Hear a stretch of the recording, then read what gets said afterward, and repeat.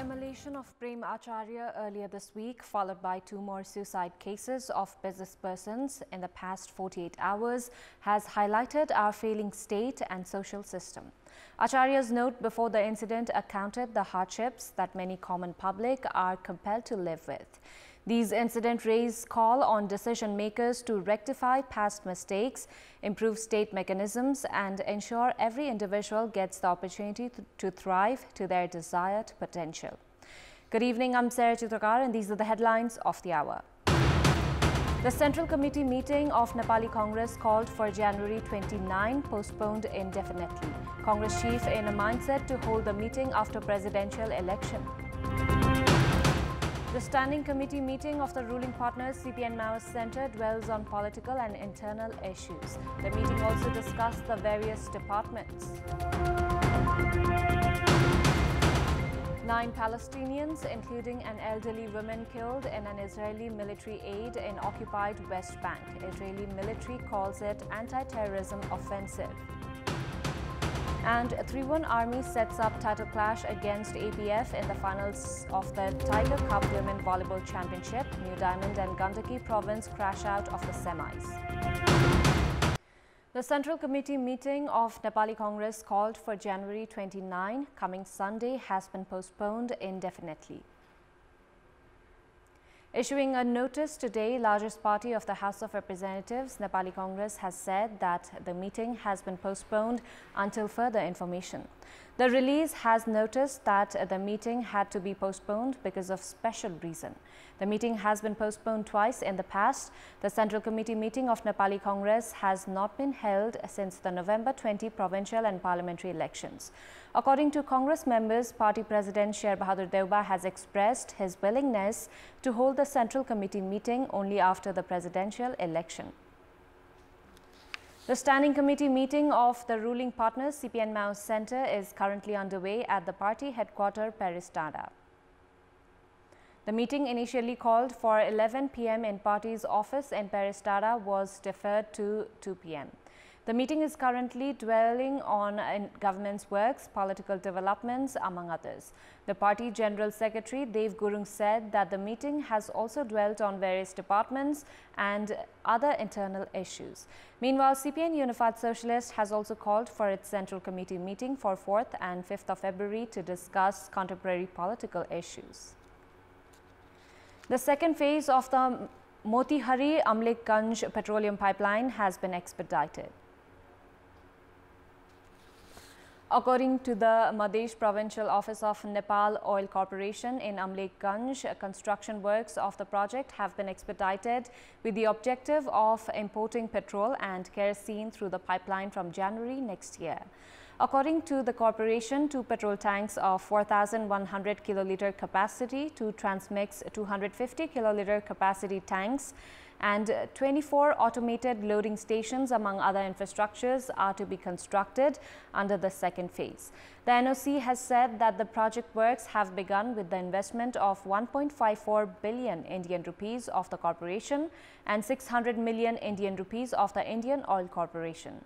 It has been learned that import of petrol and kerosene alongside diesel from the pipeline will reduce the technical losses to zero and save NOC 150 million rupees on a monthly basis, alongside increasing storage capacity of petroleum products. We'll take a short break here. We have more news coming up. The country celebrated Sri Panchami today by worshipping Hindu goddess of knowledge, music, art and wisdom, Saraswati. The Sri Panchami is celebrated towards the end of winter season and the start of spring. Goddess Saraswati is worshipped as the source of all intelligence and creativity. The Calendar Determination Committee had determined 10:47 a.m. as the auspicious timing to conduct the rituals of Sri Panchami. The day is also considered auspicious for the culture of piercing ears and nose for children. Devotees throng the capital Swayambhu, Maiti Devi and Anil Saraswati temple in Gairidhara, among others, on this day. 2 large rocks of Beni Thulo Bagar Myagdi have been sent to India to build the statue of Lord Ram for the Ram temple, which is to be constructed in Ayodhya of India. The rocks have been sent from Goleshwar Dham after performing religious rituals.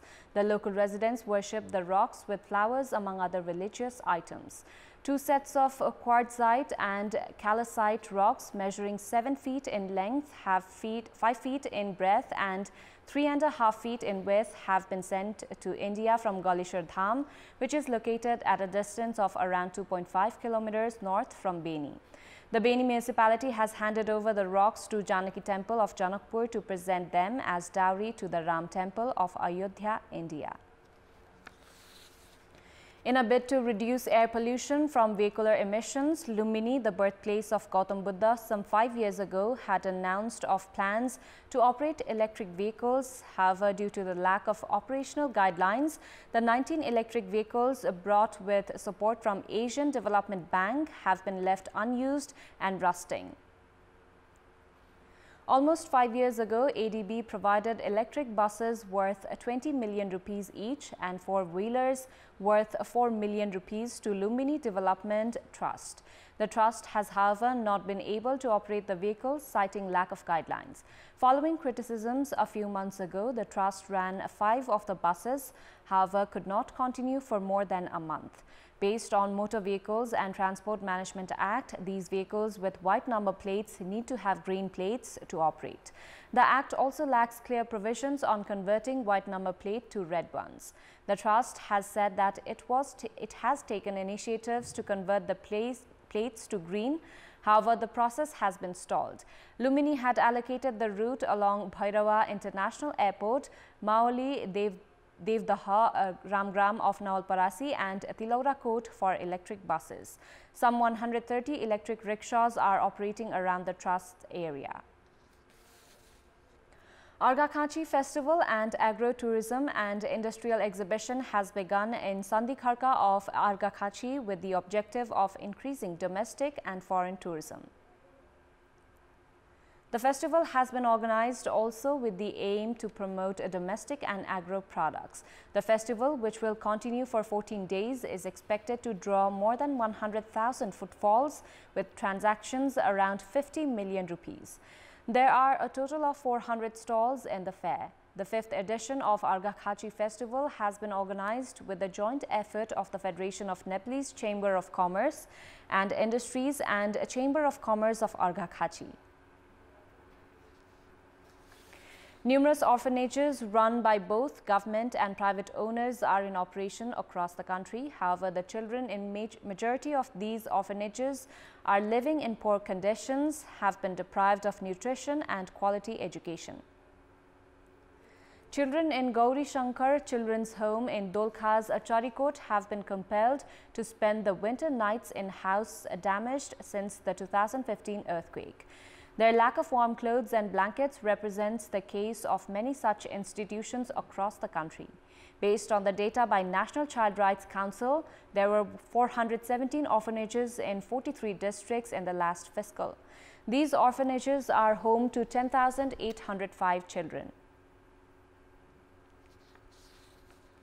The price of gold set another new record today. The Nepal Gold and Silver Dealers Association has said that price of gold was traded at an all-time high of 106,900 rupees per unit, which is 11.66 grams. Prior to this, the price of gold was recorded at 106,300 rupees per unit on Tuesday. The 22-carat gold was traded at 106,400 rupees today. The price of gold on 9th of March last year was recorded at 105,500 rupees.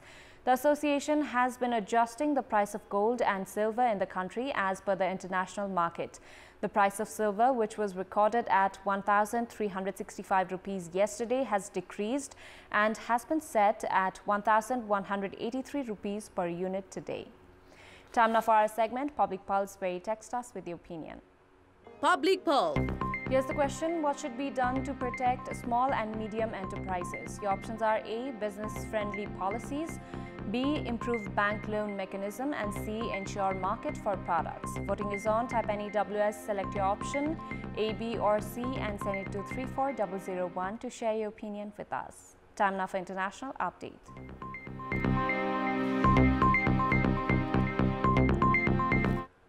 9 Palestinians, including an elderly woman, have been killed in an Israeli military aid in the occupied West Bank, Palestinian officials say. The Palestinian health minister warned that the situation was critical in Jenin, with many other people injured and ambulances unable to reach them. The children's ward of a local hospital was hit by Israeli tear gas. Israel's military released a few details, but Israeli media said it had acted to foil a major attack by militants. The Palestinian militant groups Hamas and Islamist Jihad said they were battling Israeli troops in the Flashpoint town, where there have been repeated Israeli raids. Tensions have recently risen in the West Bank as the Israeli military continues what it describes as an anti-terrorism offensive. At least 29 Palestinians have been killed by Israeli forces in the West Bank so far this year, including militants and civilians. Last year, more than 150 Palestinians were killed, nearly all by Israeli forces, while a series of Palestinian attacks targeting Israelis as well as militant gunfire at troops during arrest raids killed more than 30 people, including civilian, police and soldiers. ChatGPT, a chatbot powered by reams of data from the internet, has passed exams at a US law school after writing essays on topics ranging from constitutional law to taxation and torts. Prior to this, ChatGPT had cleared US medical licensing exam and Wharton's MBA exam. ChatGPT from OpenAI, a US company that this week got a massive injection of cash from Microsoft, uses artificial intelligence or AI to generate streams of text from simple prompts. The results have been so good that educators have warned it could lead to widespread cheating and even signal the end of traditional classroom teaching methods. Jonathan Choi, a professor at Minnesota University Law School, gave ChatGPT the same test faced by students, consisting of 95 multiple-choice questions and 12 essay questions.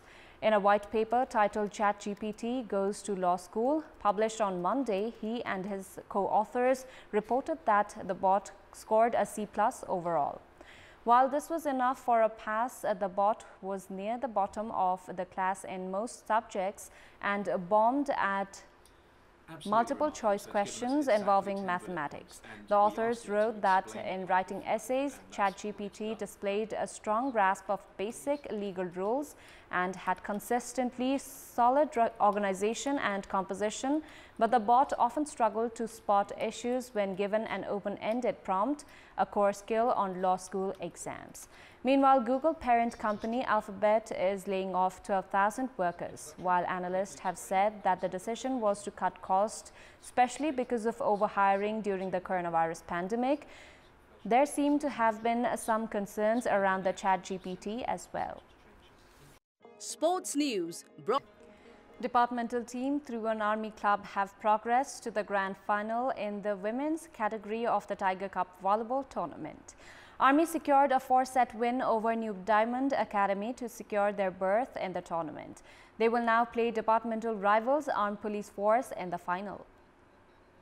In the match played at the volleyball court of the Pokhara Stadium, Army came back from being a set down.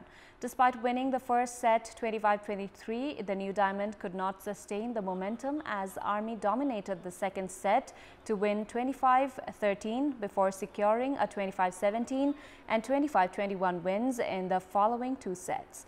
Army are now in the tournament final for the second time. Prior to this, Army had lost to APF in the second edition of the tournament. Meanwhile, defending champions APF saw off Gandaki Province in straight sets as they won 25-13, 25-17 and 25-21. APF have progressed to the tournament final for the third time. That's all for the moment. Thank you for watching. Bye for now.